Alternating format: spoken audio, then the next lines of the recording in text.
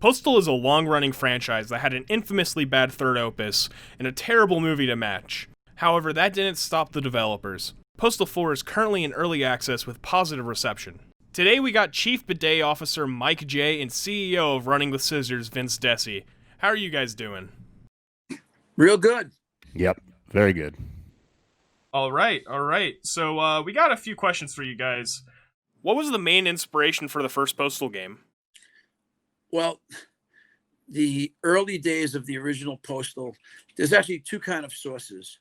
In our old office, we had a Robotron arcade machine, which, if you know, it was these little characters that ran all around the screen, and you had to shoot, and it was just basically the ultimate fast-paced isometric shooter.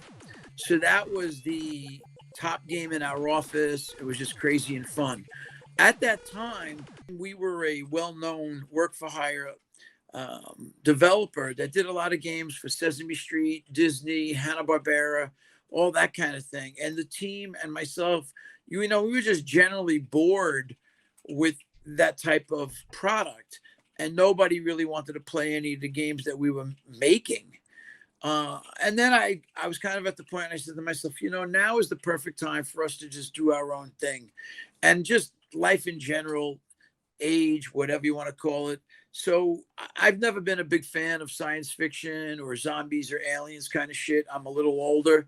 I come more from a reality base. So the idea was to just, let's make a game about somebody that just fucking shoots everybody and goes off. And I wanted it to be more reality based. So hence we had pedestrians, or, what they were calling, nonviolent NPCs or whatever. But that was really it. And the original basis in terms of the levels, they were largely based on real life environments that we have here in Southern Arizona. We actually went down and shot video of a little town called Bisbee, which is an old mining town. And it's a very interesting town because the streets, you could be walking on the street and seeing somebody's roof on the right side, and on the left side, you got to go up a hill to go to their house. So we structured the town somewhat like that. But then things like the Air Force Base is real. Things like the ostrich farm is real. Shanty town and, homeless trailers or whatever. All of that's very much, Southern Arizona. So. What inspired the events of Postal 2? Well, let me try to transition you from Postal 1 to Postal 2. In Postal 1, even though it was considered dark and almost demonic and extremely violent, I never thought of it like that. I mean, to me, it was like, okay, one day I found out how many characters we could have on the screen, and I was like, wow, that's cool. So that was how I came up with the idea for the marching band. I was like, oh shit, you mean we could have that many characters? I said, what can we do that's going to be fun? We're not about saving the fucking world, any of that kind of, shit. So the idea was to just have it be a big open world and make it fun. And it's interacting and doing all the things you could do that really give and make Postal 2 kind of come to life. But because the Postal dude basically represents every guy who's just, really kind of just wants to live and be left alone. Nothing dramatic, he's not a hero. So things like the classic, get milk. Well, it was just so obvious. Too easy. That it's okay to just do things that are very, some people say mundane. I would say just everyday normal life. Have you guys incorporated anything from what you've learned from the backlash of Postal 3 into Postal 4? Yeah, keep all the creativity in-house and control as much of it as you possibly can. Finish the game, which is our intention for Postal 4, and possibly license it for console.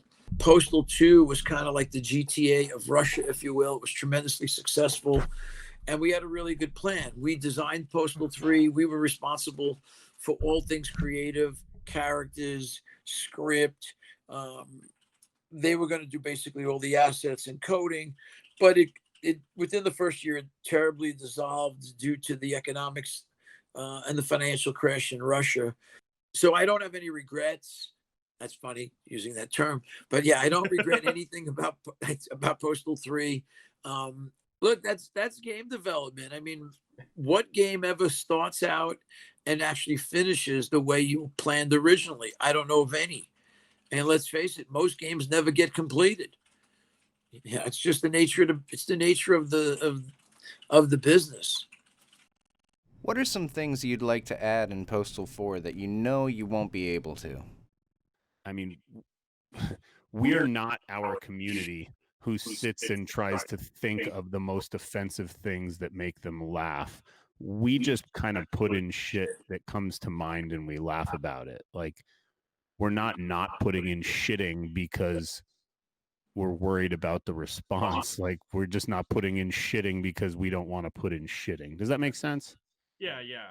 Like, we don't put stuff in to go, this is going to get a fucking reaction. We talk about something, and if we think it's funny, we put it in, and we hope people like it. We're making a game that we want to laugh about, and if people laugh with us, that's fan-fucking-tastic. How did you land on John St. John for the voice of the Postal dude? I mean, this was kind of one of those decisions we had in the office where we didn't want to go with Corey because of the obvious, and yeah, we could find any number of Rick sound-alikes because there's plenty of them in the radio industry, right? But we already did that with Corey, and it was kind of like, if we're going to find someone, we need to find somebody with a name. We need to like put some backing behind it. And after speaking with John, you know, he was just he actually kind of is the dude himself. And we did try some versions of him actually trying to mimic Rick. They didn't come off right. So the voice he uses in it is actually his own voice. Like, he's not putting a character on. And even Corey, who's down to do whatever, agreed with that sentiment. Like, he knows the lore and the truth behind that project and the response. So, like, yes, Corey did a great job. He's probably the best part of Postal 3, but it's still Postal 3, right? So Rick's always had a job. He's been like the main voiceover guy for Clear Channel for 30 years. He just wasn't available to do Postal 4. We don't have a reason, and that's that. We didn't decide to fire him. He doesn't work for me. He just does work for me, and he wasn't there for this one, just like he wasn't there for Postal 3. That's really the only answer there is when it comes to Rick. There is no conspiracy to that. He didn't get a full-time job and wasn't available. He just wasn't available. Do you have any plans to make a new Postal movie? Maybe with Uwe Boll? Well, I like Uwe personally. He's an interesting guy. He's actually a funny guy. I think he gets a bit of a bad rap. In terms of Hold on. His movies are like hot garbage. God, That's what makes He doesn't get a bad rap. He makes a bad rap. wait, we knew a girl named Hot Garbage. Yeah, I fucked her, but no, Uwe's movies suck, okay? Like, Postal is definitely an outlier, and it's better than his other crap, but it's, like, still crap. His best movie. Right, it's his best movie. And he's the one that chose to release In the Name of the King before Postal, not us. And that movie buried us. It truly fucking buried us. Wow, I sense anger. Well, no, Uwe's fine. Like, I don't have a problem with Uwe personally. He is a good guy. I enjoyed spending time with him. But, like, he's definitely the producers. He doesn't give a fuck if something makes money. He made a bunch of money off of it. We have been approached on occasion, and we think about making another Postal movie, and it's definitely something we want to do. I personally, right now, while most of the world is, in lockdown, in self-quarantine, and, people are burning out Netflix, I keep saying to myself, a Postal series just seems like it would be so appropriate. I don't know. That's my feeling. Well, yeah, but just not made by Uwe Boll. Yes, not made by Uwe Boll. Literally anybody else. I mean, literally, like a 4-year-old with a budget can make the Postal series. Do you guys have any plans for a new series?